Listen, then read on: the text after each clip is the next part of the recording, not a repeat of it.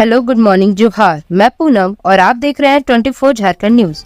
चलिए जानते हैं आज की 25 मुख्य बड़ी खबरों को। रांची बंद को लेकर प्रशासन की चेतावनी, कानून तोड़ने वालों पर होगी कार्रवाई। रांची के सिरम टोली फ्लाईओवर को लेकर सरना समिति के सदस्यों के द्वारा 22 मार्च को रांची बंद का ऐलान किया गया है। बंद को लेकर रांची पुलिस प्रशासन के द्वारा सतर्कता बरती जा रही है।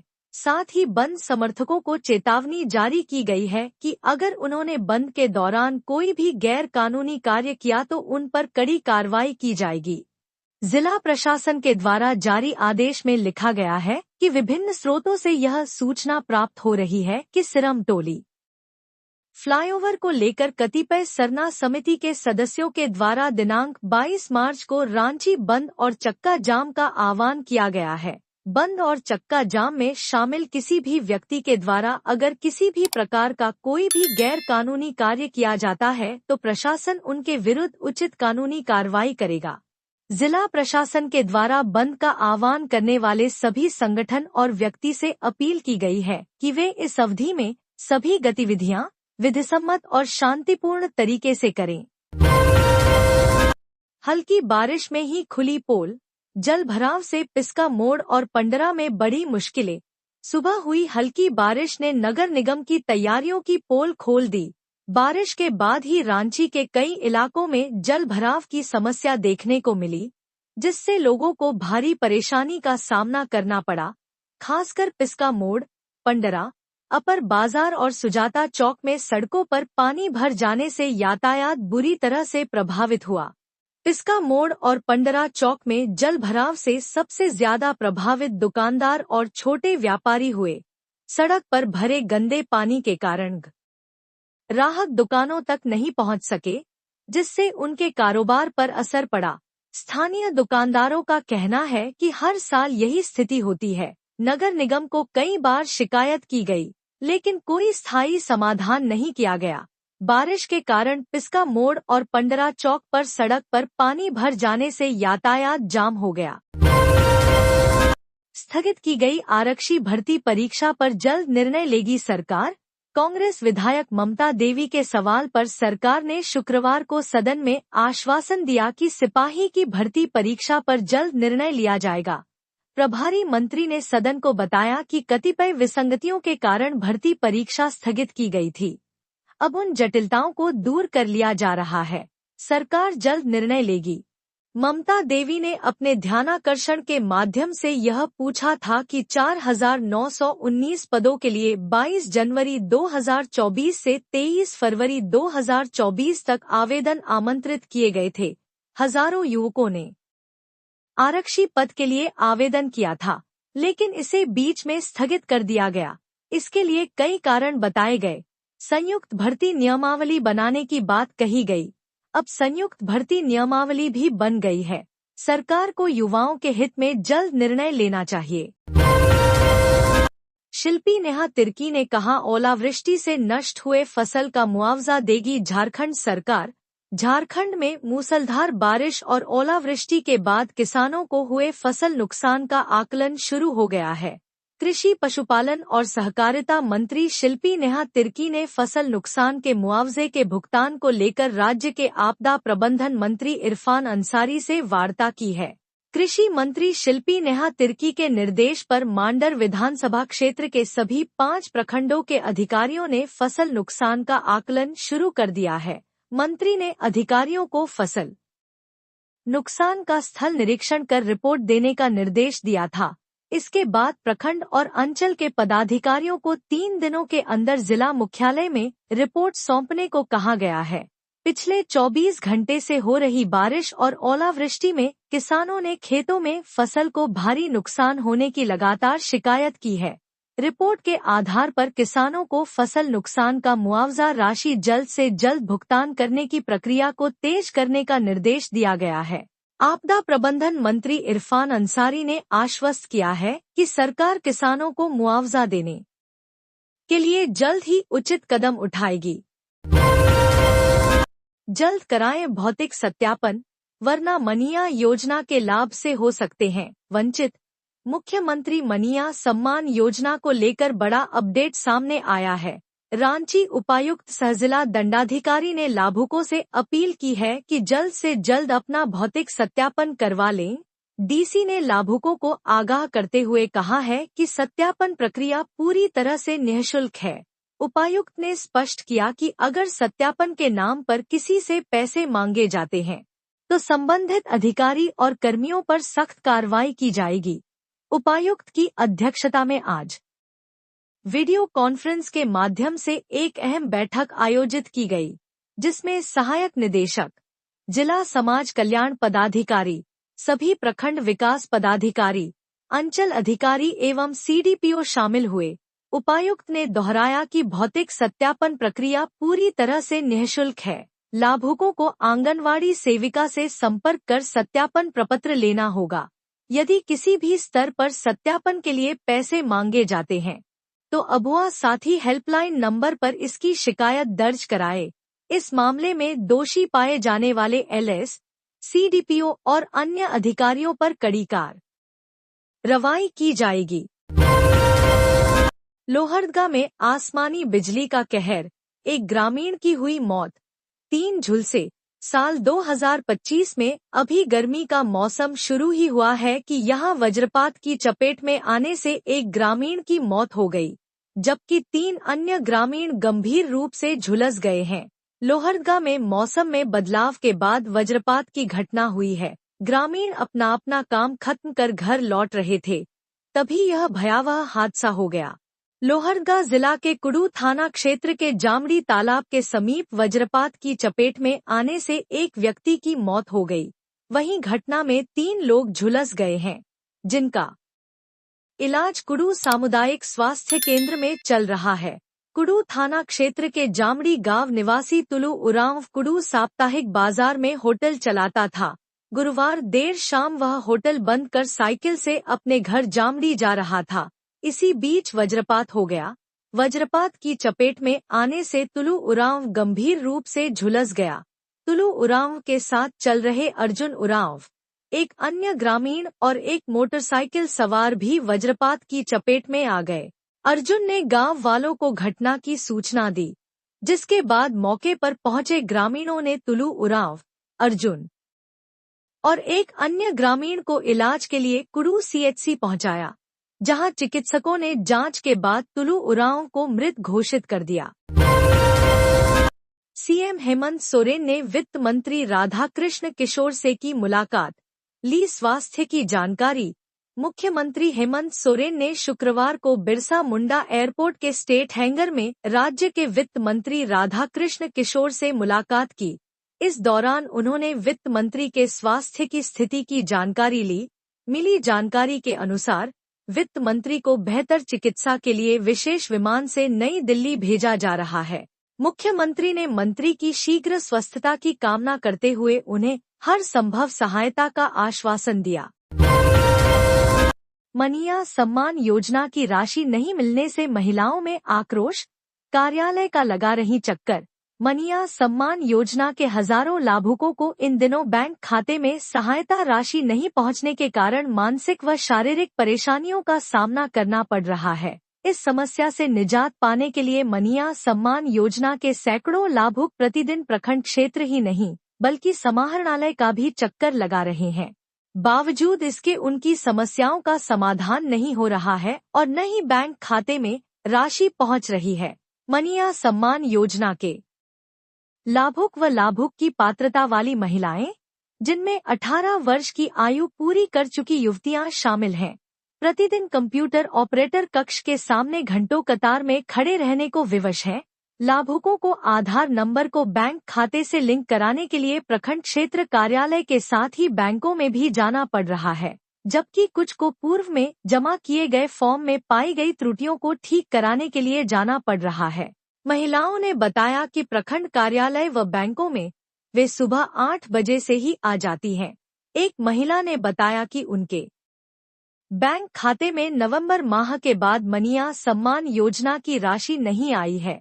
इससे लाभुकों में सरकार के साथ साथ स्थानीय प्रशासन के प्रति काफी आक्रोश है।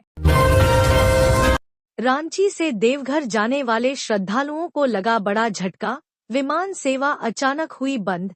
रांची से देवघर जाने वाले श्रद्धालुओं के लिए यह खबर चिंता का विषय बन गई है। एयरपोर्ट अथॉरिटी ऑफ इंडिया ने रांची से देवघर के बीच प्रतिदिन चलने वाली विमान सेवा को अचानक बंद कर दिया है, जिससे श्रद्धालुओं की यात्रा के तरीके में बदलाव आ गया है। पहले यह विमान सेवा रोजाना दोपहर 12:50 पर रांची से उड़ान भरती थी और महज 50 मिनट से 1 घंटे में देवघर पहुंचा देती थी। यह यात्रा श्रद्धालुओं के लिए बेहद सुविधाजनक थी, क्योंकि वे एक ही दिन में बाबा बैद्यनाथ के दर्शन करके वापस लौट सकते थे। अब इस विमान सेवा के रद्द होने के बाद श्रद्धालुओं को ट्रेन या सड़क मार्ग का सहारा लेना होगा, जिससे यात्रा का समय भी बढ़ जाएगा।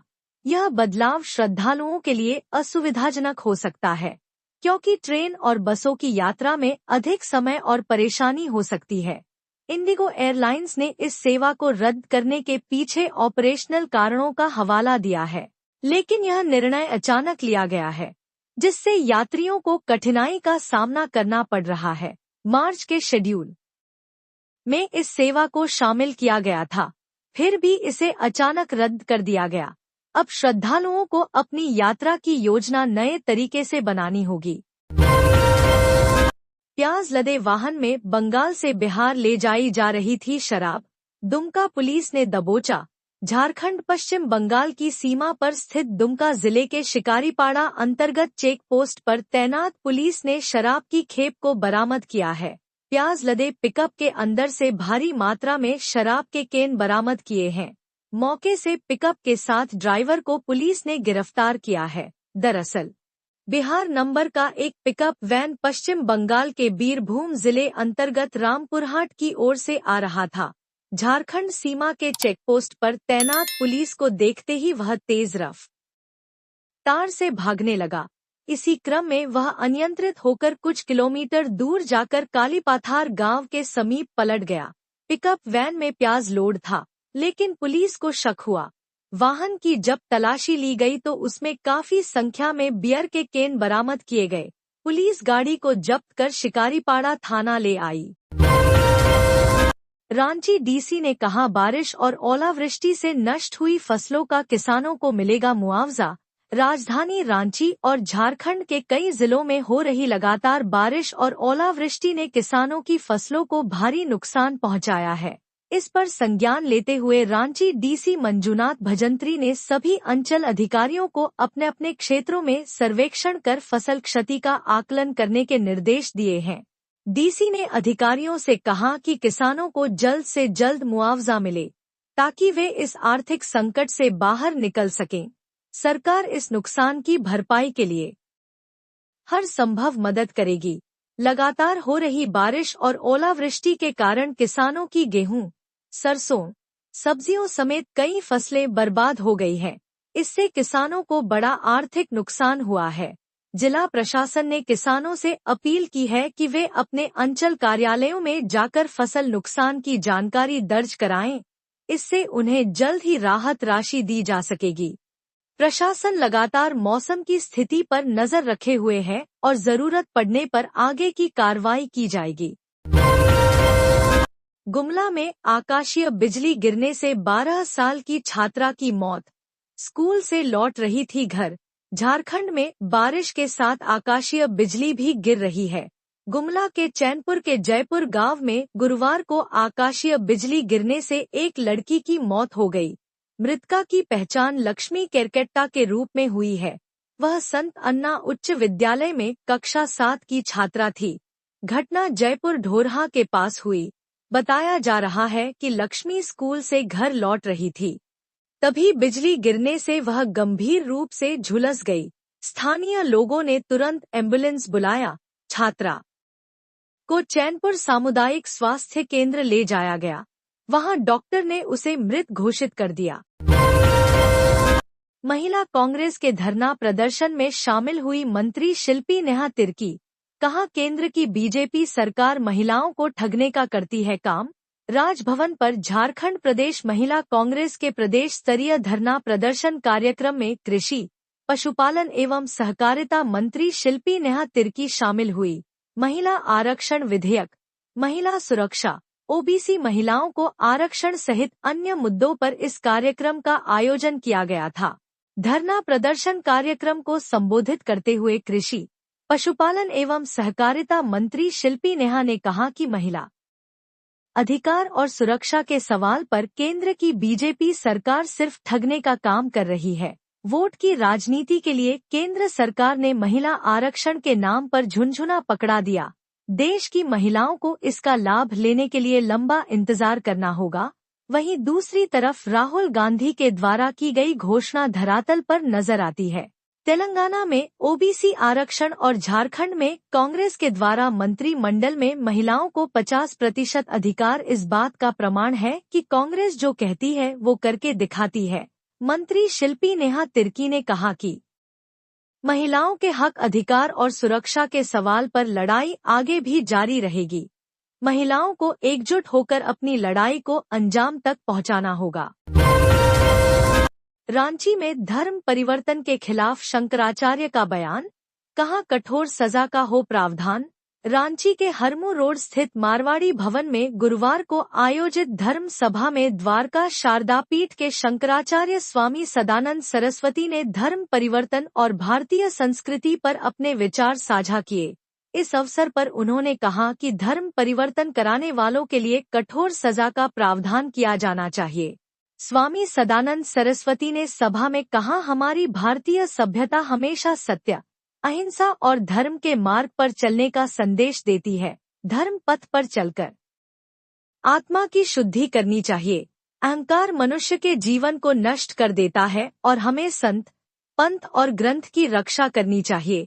हमें यह याद रखना चाहिए कि हिंदू धर्म का ज्ञान हर व्यक्ति को होना चाहिए। चतरा में अपराधियों के हमले से घायल व्यक्ति की इलाज के दौरान मौत, जांच के लिए बनाई गई एसआईटी। चतरा में अपराधियों के हमले से गंभीर रूप से घायल अंकित गुप्ता की रांची के रिम्स अस्पताल में इलाज के दौरान शुक्रवार सुबह मौत हो गई। फिलहाल सभी आरोपी पुलिस की गिरफ्त से बाहर हैं, लेकिन मामले की जांच के लिए एसआईटी टीम बनाई गई है। जानकारी हो कि गुरुवार रात करीब 8:30 बजे अंकित गुप्ता स्कूटी से घर लौट रहे थे। इसी दौरान जामा मस्जिद के पास पहले से घात लगाए अपराधियों ने उन पर लोहे की रॉड, फाइटर और चाकू से हमला कर दिया और उसे अधमरा छोड़कर फरार हो गए। हमले के बाद स्थानीय लोग और पुलिस अंकित को लेकर सदर अस्पताल चतरा पहुंचे। हालत गंभीर होने के कारण हजारीबाग सदर अस्पताल रेफर किया गया, जहां से उन्हें रांची के रिम्स भेज दिया गया। शुक्रवार सुबह इलाज के दौरान उनकी मौत हो गई। अपराधियों की गिरफ्तारी के लिए एसआईटी टीम का गठन किया गया है, जिसका नेतृत्व एसपी अभियान ऋत्विक श्रीवास्तव कर रहे हैं। एसडीपीओ संदीप सुमन ने बताया कि पुलिस ने हमले में शामिल नीलेश कुमरा गुप्ता, मिलन गुप्ता, सुमित कुमार गुप्ता और अन्य की पहचान कर ली है। जानकारी के मुताबिक सरस्वती पूजा के दौरान लड़की को लेकर दोनों पक्षों में विवाद हुआ था। हमले में शामिल कुछ आरोपियों का आपराधिक इतिहास भी रहा है। एसडीपीओ संदीप सुमन ने कहा कि जल्द ही सभी आरोपियों को गिरफ्तार कर लिया जाएगा। फिलहाल पुलिस कई संदिग्धों से पूछताछ कर रही है और पूरे मामले की जांच जारी है। अमन साहू गैंग के तार पाकिस्तान से जुड़े, हो रही थी हथियारों की खरीद बिक्री। एटीएस बड़ी कार्रवाई के लिए तैयार। झारखंड के कुख्यात गैंगस्टर अमन साहू के पाकिस्तान से जुड़े होने के सबूत मिले हैं। 11 मार्च को पलामू के चैनपुर में एटीएस के साथ मुठभेड़ में मारे जाने के बाद उसकी गतिविधियों की जांच की जा रही है। जांच में पता चला कि अमन के नाम पर आर्म्स कंपनी नाम के एक फेसबुक अकाउंट एक्टिव था। यह अकाउंट पाकिस्तान के पेशावर से हजरत उल्लाह खान नाम का व्यक्ति चला रहा था, जो खुद को पाकिस्तानी नागरिक बताता है। एटीएस की जांच में खुलासा हुआ कि इस फेसबुक अकाउंट पर विदेशी हथियारों की तस्वीरें अपलोड की जाती थीं।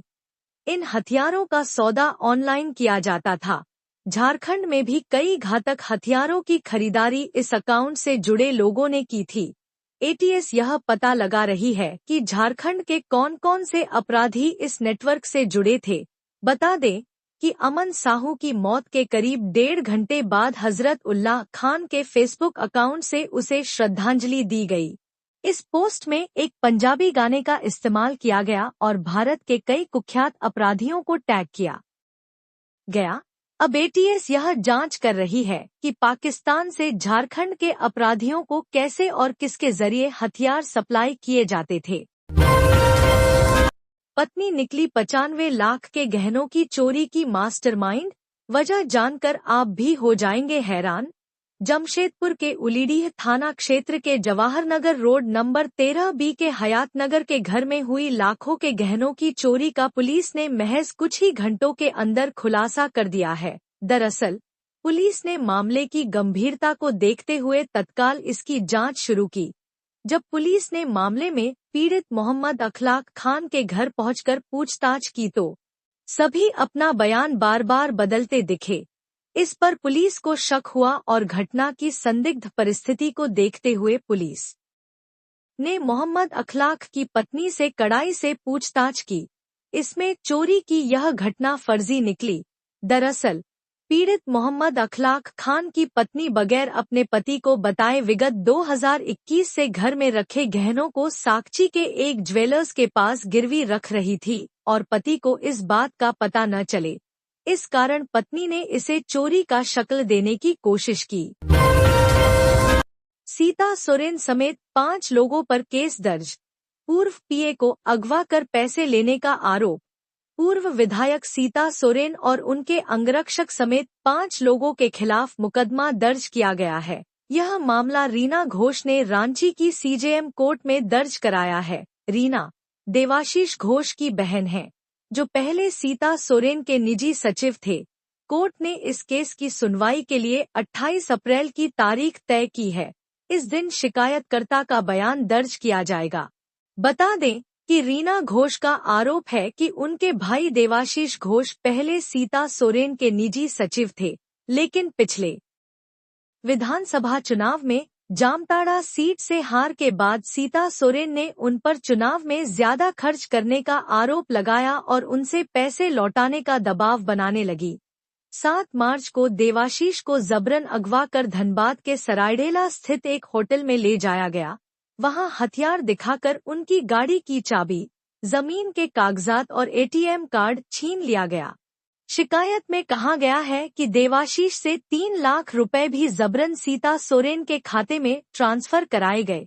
इसके अलावा उनकी गाड़ी में रखे बैंक के चेक भी ले लिए गए। इतना ही नहीं, रीना का आरोप है कि एक फर्जी पिस्तौल दिखाकर देवाशीष के खिलाफ सरायडेला थाना में केस दर्ज कराया गया, जिसके बाद उन्हें जेल भेज दिया गया। चतरा में सोलर पंप सेट वितरण के लिए 300 किसानों का चयन। आज हुई बैठक विकास भवन में। उप विकास आयुक्त चतरा अमरेंद्र कुमार सिन्हा की अध्यक्षता में डीएमएफटी योजना के तहत 2 HP 1 HP trolley mounted solar pump set का वितरण करने के लिए लाभुक चयन समिति की बैठक आयोजित की गई। इस बैठक में जिला खनिज फाउंडेशन ट्रस्ट की नई मार्गदर्शिका के तहत प्रत्यक्ष और अप्रत्यक्ष रूप से प्रभावित क्षेत्रों के योग्य लाभुकों का चयन किया गया। चयन में SC, ST और महिला किसानों को प्राथमिकता दी गई।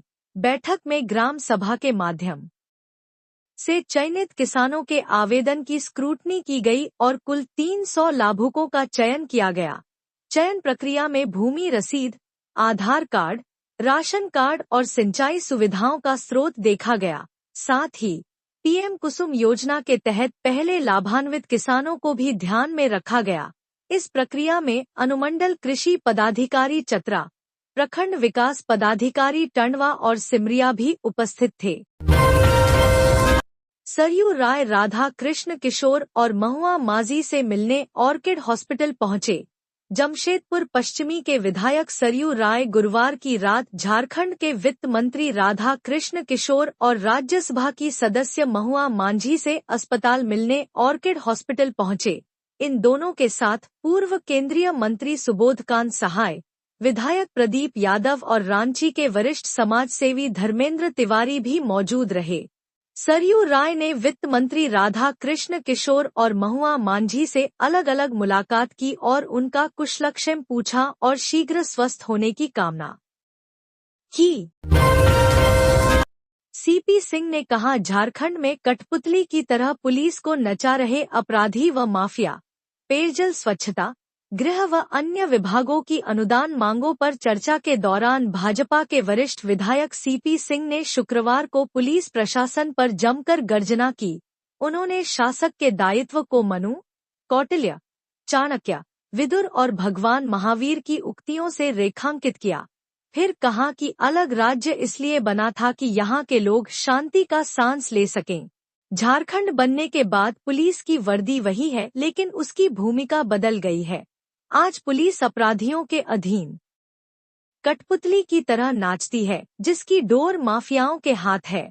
पुलिस आज बालू माफियाओं के लिए रास्ते खोलती है, ड्रग माफियाओं के लिए कालीन बिछा रही है और नक्सलियों से कापती है। आदिवासियों की जमीन छिन रही है। पुलिस शब्द की व्याख्या करते हुए सीपी सिंह ने कहा कि पु से पुरुषार्थ, ली से लिप्सा रहित और स से सहयोगी। फिर उन्होंने रांची एसएसपी पर भी चुटकी ली। कहा कि डीआईजी एसपी साहब बहुत अच्छे आदमी हैं। शांति समिति की बैठक में उन्होंने कहा कि होली में हुड़दंग करने वाले को 10 फीट अंदर गाड़ देंगे। अर्जुन मुंडा ने केंद्रीय रक्षा मंत्री राजनाथ सिंह से की मुलाकात। इन मुद्दों पर की चर्चा। पूर्व केंद्रीय मंत्री अर्जुन मुंडा ने शुक्रवार को देश के रक्षा मंत्री राजनाथ सिंह से उनके नई दिल्ली स्थित सरकारी आवास पर मुलाकात की। इस दौरान समसामयिक मुद्दों के साथ साथ जनजातीय विषयों, विशेषकर सीमा क्षेत्र के जनजातीय गांवों को फर्स्ट विलेज का दर्जा देते हुए उनके विकास के लिए बनाई गई कार्य योजना पर चर्चा हुई।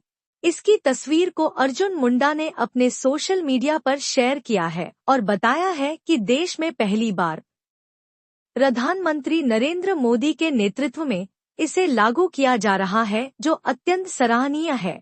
इस योजना के अंतर्गत इन गांवों को मूलभूत सुविधाएं उपलब्ध कराई जा रही हैं और आवागमन की स्थिति में भी सुधार हुआ है। निर्माणाधीन मकान में छिपकर साइबर अपराधी दे रहे थे अपराध को अंजाम। पुलिस ने दबोचा। साइबर अपराध करते हुए 7 अपराधी पकड़े गए, जो एक निर्माणाधीन मकान में छिपकर अपना नेटवर्क चला रहे थे। सूचना मिलने पर पुलिस ने छापेमारी की। पकड़े गए साइबर अपराधी का नाम भारत डे, अशरफ अंसारी, रहमत अंसारी, सदाकत अंसारी, मोहम्मद जुबेर अंसारी, विजय मंडल और अशोक मंडल बताया गया है। पुलिस ने साइबर के अड्डे से मोबाइल और फर्जी सिम, 5 मोटरसाइकिल बरामद किए हैं। पुलिस के अनुसार 32 मोबाइल और 37 फर्जी सिम साइबर अपराधियों के पास से बरामद हुए हैं। विभिन्न कंपनियों के कस्टमर केयर के फर्जी मोबाइल नंबर देकर साइबर ठगी करते थे। पुलिस के अनुसार पकड़े गए साइबर अपराधियों द्वारा बताया गया है कि वे गूगल में विभिन्न ई-कॉमर्स कंपनियों के कस्टमर केयर में अपना फर्जी नंबर देकर रखते थे, जिस पर कस्टमर को झांसे में लेकर क्रेडिट कार्ड, डेबिट कार्ड बंद होने के नाम पर एवं समस्या के निपटारा के नाम पर एपीके फाइल डाउनलोड करवाते थे और उनसे सारी जानकारी प्राप्त कर चुना लगा देते थे। रांची डीसी ने बंद समर्थकों को चेताया, हंगामा और तोड़फोड़ हुआ तो कड़ी कार्रवाई होगी। विभिन्न स्रोतों से यह सूचना प्राप्त हो रही है कि सीरम टोली फ्लाईओवर को लेकर कतिपय सरना समिति के सदस्यों द्वारा दिनांक 22 मार्च को रांची बंद एवं चक्का जाम का आह्वान किया गया है। इसके साथ यह भी गोपनीय सूचना प्राप्त हुई है कि कुछ बंद समर्थकों द्वारा हो हंगामा, उपद्रव और तोड़फोड़ की साजिश की जा रही है। इस संदर्भ में जिला प्रशासन ने सभी संबंधित संगठनों और व्यक्तियों से अपील की है कि इस अवधि में सभी गतिविधियां विधिसम्मत एवं शांतिपूर्ण हों। किसी भी व्यावसायिक वर्ग, वाहन चालक या नागरिक पर किसी भी प्रकार का दबाव या बल प्रयोग किसी भी हाल में नहीं किया जाना चाहिए। यह भी ध्यान देने योग्य है कि इस दौरान विधानसभा सत्र जैसी महत्वपूर्ण गतिविधियां चल रही हैं। साथ ही सेंट जेवियर्स कॉलेज और अन्य शिक्षण संस्थानों में विभिन्न परीक्षाओं का आयोजन भी किया जा रहा है।